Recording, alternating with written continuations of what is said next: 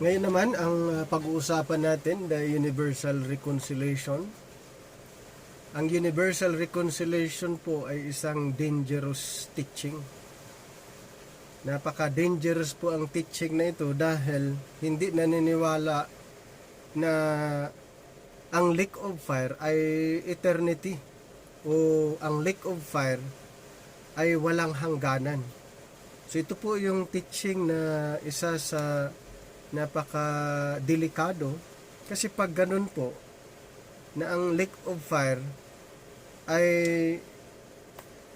may hangganan, edi matutuwa yung mga unbelievers na pwede silang maligtas after ng lake of fire.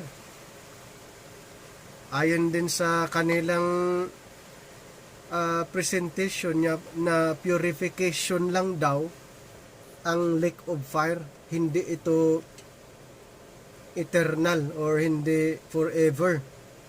Ito daw ay may katapusan ayon sa teaching ng universalism. Universal reconciliation, ayon sa kanila may duration ang hell, ang lake of fire, at pagkatapos niyan sa duration, pag natapos ay babalik sa Panginoon lahat. Kasi nga ang reason nila, ang Panginoon ay love, God is love, God is gracious. As ayaw niya na magdusa forever ang tao. Kaya including si Satanas ay maibabalik din sa presensya ng Panginoon, at ang mga demons babalik sa presensya ng Panginoon ayon sa teaching nila. So napaka-dangerous po ito, mga kapatid, ang universal reconciliation, at ito ay nagpapanggap din na sila ay mga grace believers.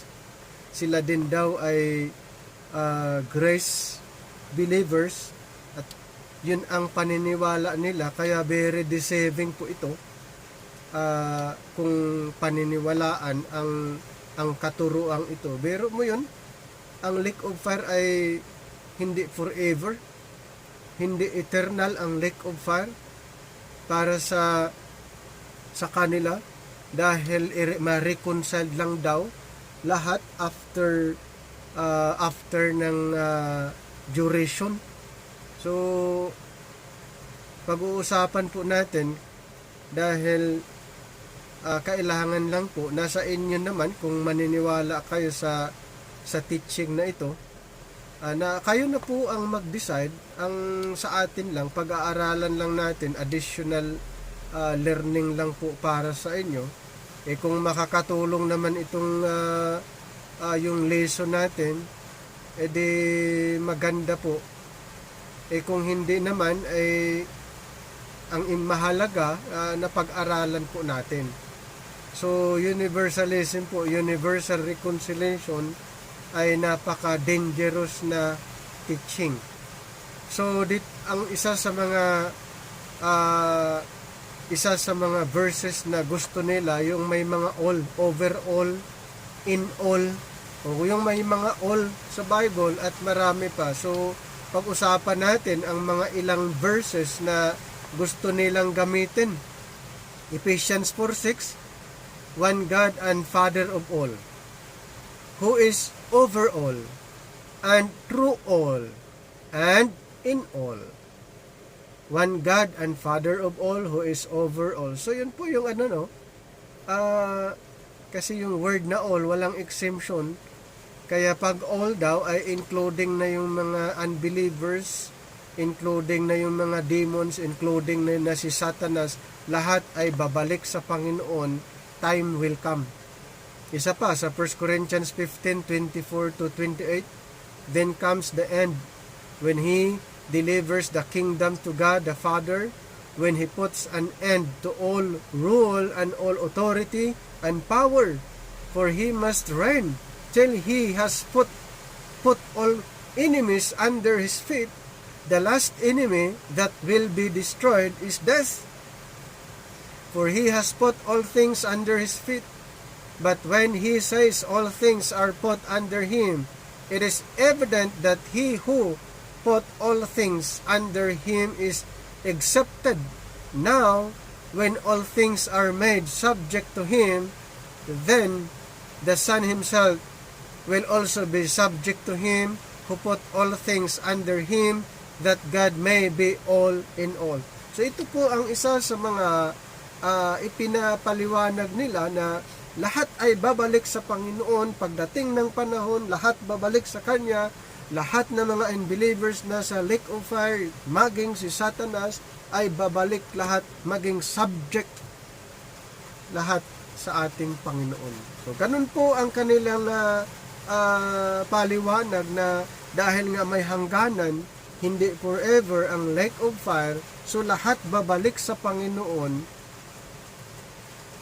Matutuwa po ang mga unbelievers po dyan sa ganong klaseng presentation. So may mga nagtuturo po na ang lake of fire ay mayroon na pong hangganan. Ang lake of fire ay may hangganan, hindi daw forever ang lake of fire. So ano pang verse na ginagamit din nila? Colossians 3:10-11, and have put on the new man who is renewed in the knowledge according to the image of him who created him, where there is neither Greek nor Jew, circumcised nor uncircumcised, barbarian, Scythian, slave, free, but Christ is all in all. So ganun po, pero ulitin ko po sa pag-intindi ng Bible, dapat alamin kung ano ang context, ano ang pinag-uusapan sa context, kung sino ang involved ng context, nature ng context. Dapat yun po ang i-consider, hindi lang po intindihin ang verse na ayon sa gusto mong unawain or gusto mong explanation. Dapat po, kung ano ang context ng Bible, pag-aaralan. Hindi naman pinag-uusapan dyan na kasama dyan si Satanas, kasama dyan ang mga unbelievers. Nung sinabi ng Panginoon, all in all, subject unto Him. Ano sinasabi doon na put all things under His feet, but when He says all things are put under Him, ang context po napakahalaga naman na i-consider natin. Huwag po tayong i-interpret ang isang part ng scripture na gano'n na agad. Hindi po. Hindi gano'n ang pagkaunawa. Kailangan po natin alamin kung ano yung context diyan. Huwag po nating baguhin na isama yung wala. O sasabihin na ang mga unbelievers after ng kanilang purification ay babalik sa Panginoon. Maging si Satanas ay na-purified, babalik sa Panginoon. Pagdating ng panahon, lahat ay subject sa Panginoon. Lahat ay under Him. Ano bang pinag-uusapan dyan sa verse na yan? Yun ba ay tumutukoy doon si Satanas at ang mga unbelievers ay maligtas or na-reconciled sa Panginoon? Hindi po ganon na babaguhin natin yung context. Hindi po ganon ang pag-aunawa natin na madali nating baguhin kung ano yung nilalaman ng context. Aralin po natin ng maayos. Meron mo yun na sasabihin na walang hindi forever ang lake of fire, hindi everlasting ang lake of fire. So dito sa Matthew chapter 25 verse 41, 25 verse 41, then shall he say also unto them on the left hand, depart from me, ye cursed, into everlasting fire, prepared for the devil and his angels. So, ang sinasabi dito, everlasting fire prepared for the devil and his angels. Ang gagawin naman ng iba, ay yung everlasting dyan, ano yan? Aeon yan eh. Ibig sabihin, period of time. Alam niyo po, ayun po ay, yun po ay hindi yan ang right na word dito po. Kasi yan ay inimbento lang po yan para patunayan na may duration ang everlasting. May duration ang everlasting. So hindi po ganon ang lahat na gagamitin, okay, na ang aeon ay everlasting. Okay? Ang aeon ay everlasting. Yun po ay definition na lang ng iba para patunayan na ang everlasting may duration. Okay? Hindi po, everlasting is everlasting. Everlasting ay walang hangganan. Hindi po natin gamitin yung invented na word, aeon or ayunion, dahil ang dami pong nalito. Ang daming nalito dahil sa word. Ay kailan lang ba yung word na yan? Ang gumawa nga ng interlinear, sa mga interlinear, sa mga modern Greek manuscript, kung alamin nyo po kung sino ang nag-imbento dyan, ay yung mga Luciferian group. Hindi naman lahat, pero ang Koine, interlinear, ay ang nag-imbento po dyan, si Westcott, si Hort, si Blavatsky, kung alamin nyo po yan. At kung ito ang gagamitin mo, talaga naman, dahil ang proponents ay hindi sila naniniwala na everlasting. At kung yun ang gagamitin natin na definition nila, nakakalito na, malilito ka na. Kaya alamin mo rin kung sinong gumamit ng aeon at nag-define ng everlasting may duration. I-research niyan, Westcott, si Hort, and si Blavatsky, mayroon silang sariling manuscript, Greek manuscript, at yun ang pinagbabasihan ngayon ng mga interpretation ng Bible. Kaya yun tuloy nagkakaroon ng problem sa pagkakaunawa na ang everlasting mayroong duration. Ang everlasting fire mayroong duration. So ulitin ko po, ay babalik po tayo sa talagang prinsipyo ng Panginoon. Babalik po tayo sa teaching ng Panginoon kung ano ang gusto niyang ipaabot sa mga tao at sa mga unbelievers. Okay? At maging si Satanas, kaya nga ang lake of fire, ang everlasting fire, ito ay ginawa ng Panginoon para kay Satanas and his demons. So sa mga hindi naniniwala sa ating Panginoon, sila din ay itatapon din sa dagat-dagatang apoy magpakailanman. So yun po yung mga katuruan ng universalism, na ang lake of fire ay walang eternity. Walang eternity. Siguro gusto nila na si Satanas ay maligtas pag natapos ang duration. O siguro gusto nila lahat ng nasa lake of fire, mga unbelievers, ay may reconciled sa Panginoon. So ito yung mga ilan na pag-uusapan natin. So the fundamental idea sa mga Christian, ito nga yung tinatawag na Christian universalism, is universal reconciliation, that all humans will ultimately receive salvation and be reconciled to God. So ito po yung fundamental na turo ng universalism. Salvation, that all humans will ultimately receive salvation and be reconciled to God. they will eventually enter God's kingdom in heaven.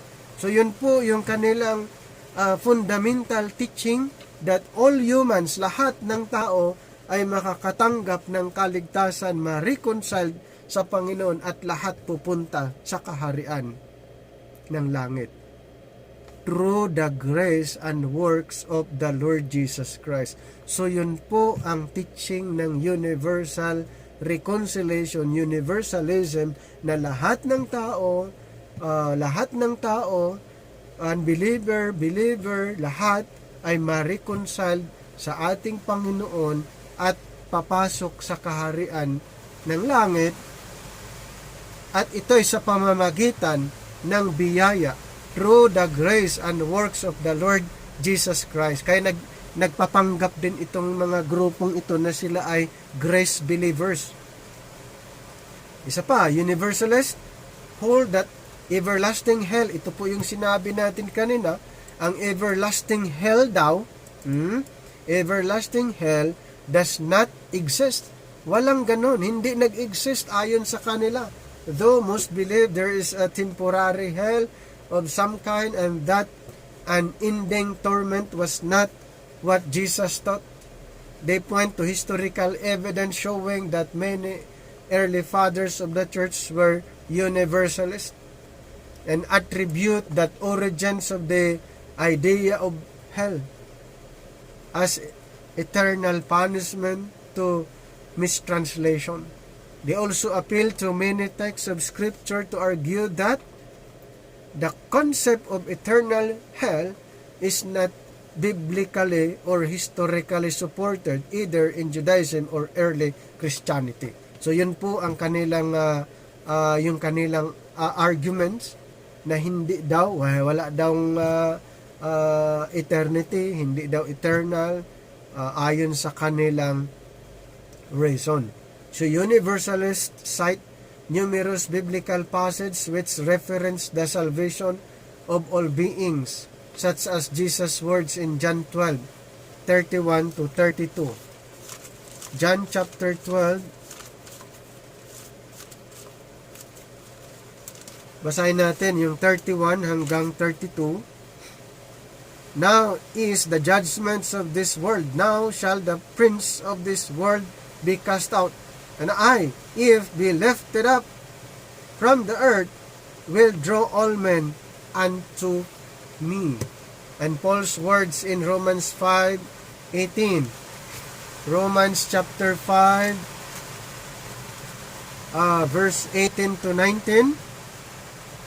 Therefore, as by the offense of one judgment came upon all men to the condemnation, even so by the righteousness of one that free gift came upon all men unto justification of life. For as by one man's sin, for by one man's disobedience many were made sinners, so by the obedience of one shall many be made righteous. So ito po, in additions, they argue, ito po mga arguments po nila ito, that the eternal hell is both unjust and contrary to the nature and attributes of a loving God. Ito po yung sinabi nila na i-contrary daw ito. Napaka-unjust naman sa attributes ng ating Panginoon. Kung ang Panginoon ay loving, hindi niya ito gagawin. Ganun po yung reason nila, yung point of reasoning ng mga universalists. Ito ay against yan, contrary yan sa attributes ng Panginoon kung ang hell ay ganito. Yun nga yung description ng Bible. Wag na nating baguhin. Ang Panginoon, siya ang gumawa ng hell, siya ang gumawa ng lake of fire. Sa lahat ng hindi maniniwala sa Kanya, ay doon po ilalagay. Doon po itatapon. Okay? Ano pa? So the beliefs of Christian universalism are generally compatible with the essentials of Christianity, as they do not contradict any of the central affirmation summarized in the Nicene Creed. So noon pa ito, pinag-uusapan, more specifically, universalists often emphasize the following teaching. Ito po yung in-emphasize nila. May mga apat na ini-emphasize nila during the Nicene Creed, God is the loving parent of all people. So yun po yung ano nila, na ang God is the loving parent of all people. And then Jesus Christ reveals the nature and character of God and is the spiritual leader of humankind. So ito po ang isa sa mga ini-emphasize nila during the Nicene Creed. Humankind is created with an immortal soul which thus can not end, or mortal soul that shall be resurrected and preserved by God, a soul which God will not wholly destroy. Sin has negative consequences for the sinner either in this life or the afterlife. So, all of God's punishments for sin are corrective and remedial. So, yun po ang ano ng mga universalist na ito, na kaya walang hindi forever dahil dun sa kanilang reasoning. None of such punishments will last forever. Ayon sa kanila, it will not last forever. So, result in the permanent destructions of a soul. Some Christian universalists believe in the idea of the purgatorial hell. Yun po ang madaling salita. Itong mga universalist na ito, naniniwala sila ng purgatorial hell, a temporary place of purification that some must undergo before their entrance into heaven. Sa madaling salita, ang universalist group ay naniniwala sila, itinuturo nila yung purgatorial hell, ibig sabihin purification. Yun naman ang sinasabi nila, purification. Okay? So napakalayo po sa sinasabi ng Panginoon sa Bible. Christian Universalists point towards the mistranslations of the Greek word aeon. Tama naman.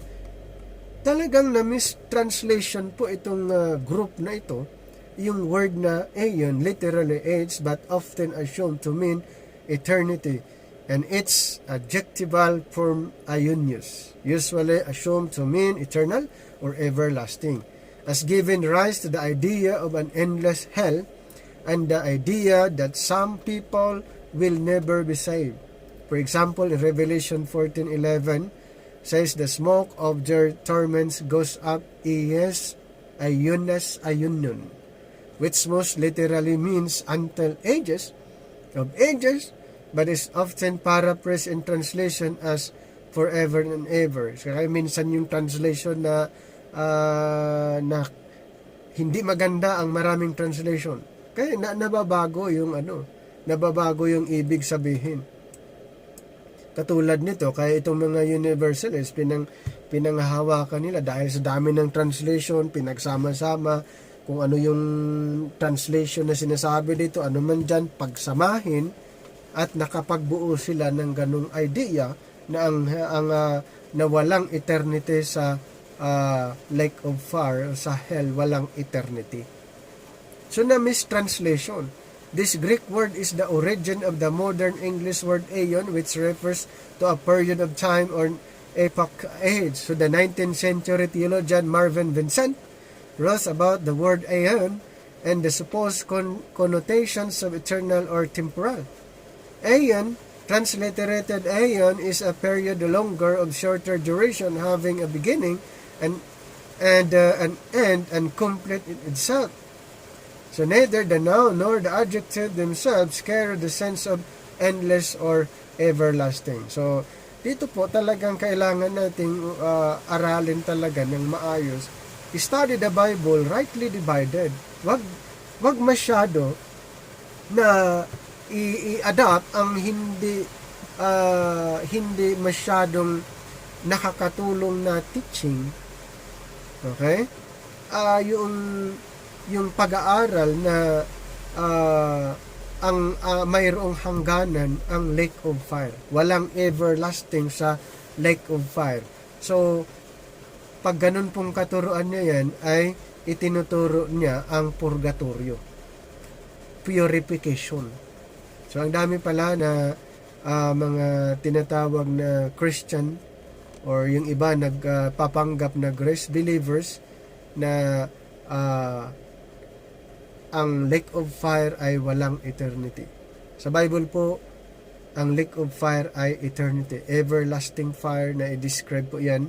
At maging sa Revelation chapter 20 verse 10, verse 9, and they went up on the breast of the earth and compassed the camps of the saints about in the beloved city, and fire came down from God out of heaven and devoured them.